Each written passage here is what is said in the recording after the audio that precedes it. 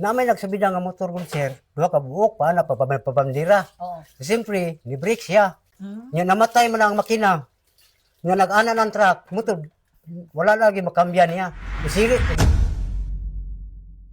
Niya maunang naingon ana. Sus grabe yung pagka kuan na abid yun ako kay nasulod pa na sa balay murang mamatay gud ko.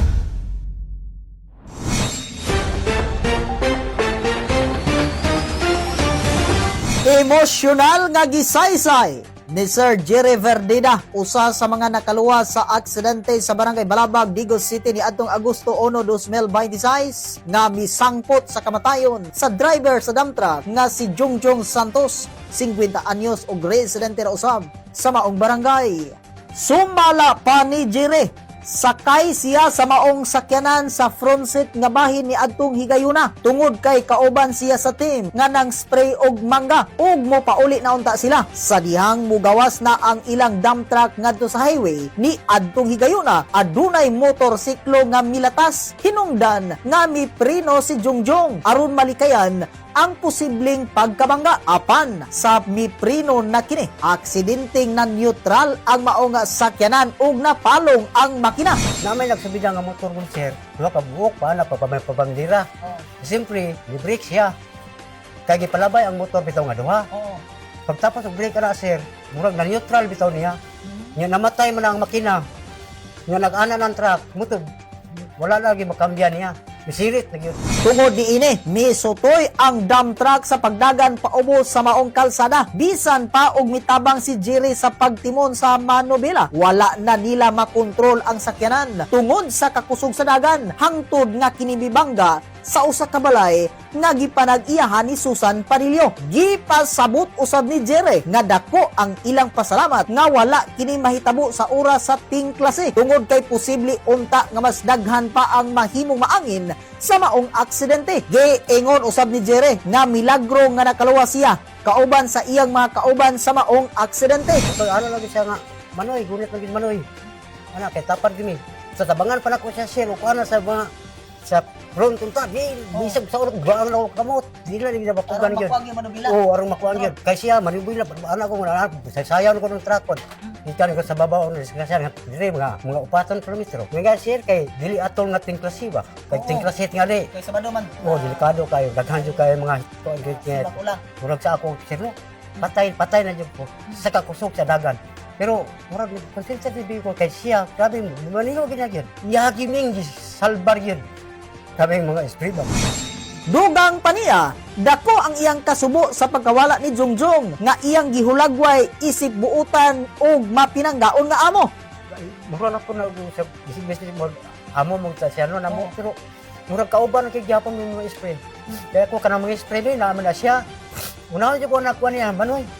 Bawas sa man inom sa tubig. Mura na mga may igsuon.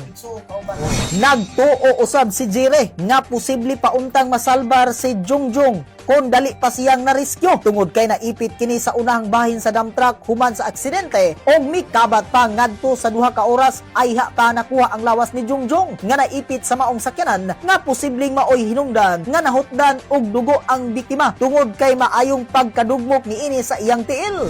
Salbat. Dili siya murag siya ko pagtubo. Dugay man kaayo po, dugay man kay siya nakagawas ba. Ito nga murag na tansya dugo. O gani, buhi pa si Jungjong nga nadala sa MCDC Hospital o bisan pa sa nahiaguman nga bali sa tiil sa biktima. Nakahimo pa kini paghangyo nga ibalhin usab ang uban niyang mga kauban ngadto sa maong hospital aron magkauban silang matambalan sa ilang mga samad apan walay swerte nakabsan sa kinabuhi si Jungjong kapin kun kulang alas 6 sa gabi sa samang pizza. Dugay pa siya sa MCDC. Lalo mo kami dito may gida sa Rosa Nacional may gidala. Ipakuha ako ng gina pag niya yang mangon nga. Son, kuha sila sa manual dito son. Igisar, dito nan.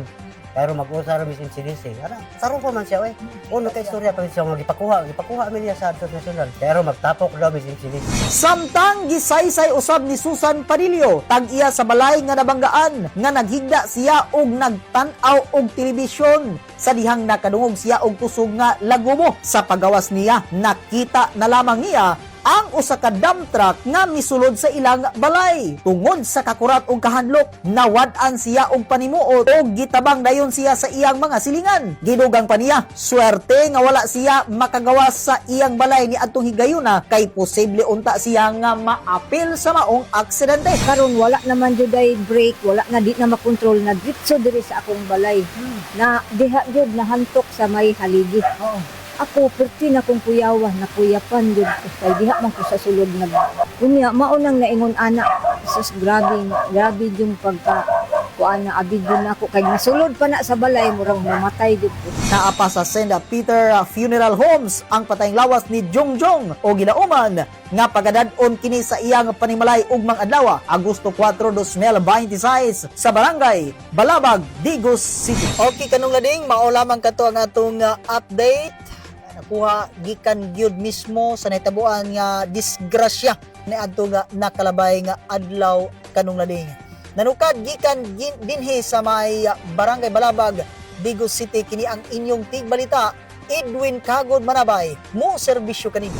This is 99.1 Nung Laking Radio.